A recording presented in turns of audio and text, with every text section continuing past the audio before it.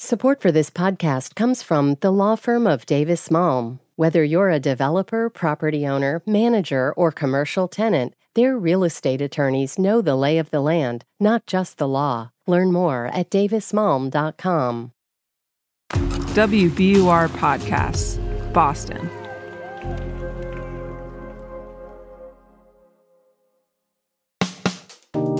I'm Daryl C. Murphy, and you're listening to The Common.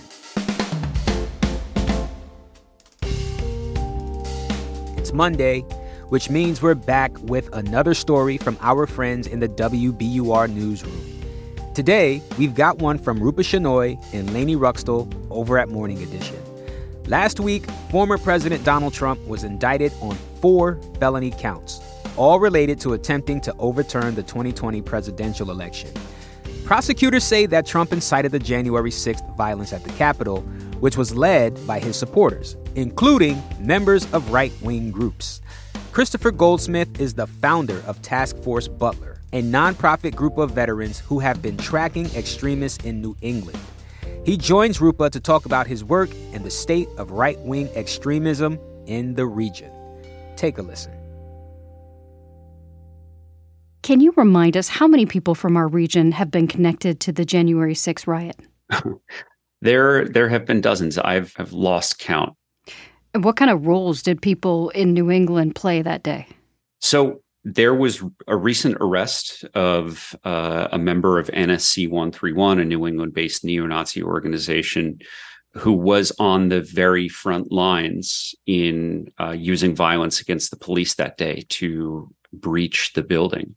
We found that multiple members of NSC 131 weren't just present at the riot on January 6th, but were actively engaged in combat against uniformed police officers.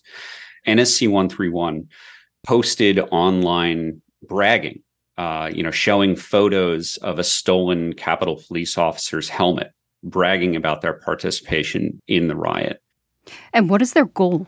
So the explicit goal of neo-Nazi organizations like NSC 131, which also calls itself PINE, is genocide. They, say that they advocate for a New England to become a white ethno-state. Well, how do you achieve a white ethno-state? There's only one way. That's genocide. That's either mass murder or mass migration. So are you worried about how some of these groups might react to the most recent Trump indictment? I'm not worried about an immediate reaction by an organized group. I mean, this is the third indictment. The previous ones didn't cause any sort of notable reaction. Donald Trump keeps targeting not just the prosecutors, not just the American citizens who end up on juries, but he's targeting like the people of DC and the people of each state where he is prosecuted. So nowhere in America is safe. Every person who wears a uniform, whether that's military or police in every state, every jurisdiction around the country, is going to have radicalized Trump supporters looking at them as representatives of this deep state, of this illegitimate government. And they are a potential target for random acts of terrorism that are inspired by the former president.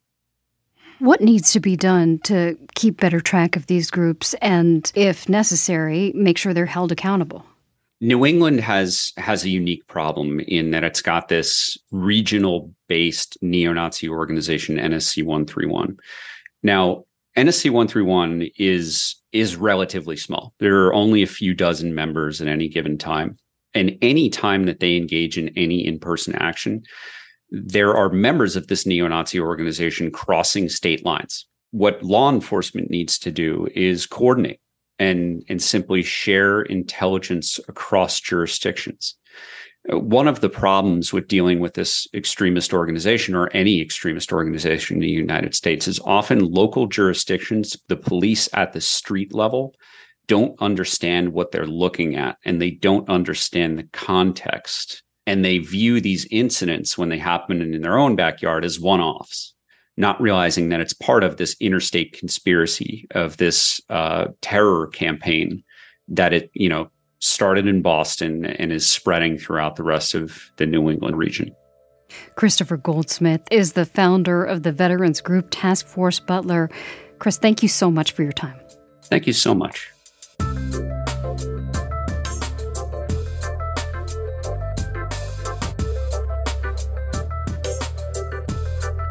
Thanks to Rupa and Laney for that story. And that's it for today. We'll be back with our regular show tomorrow. For now, I'm Daryl C. Murphy, and I'll talk to you soon.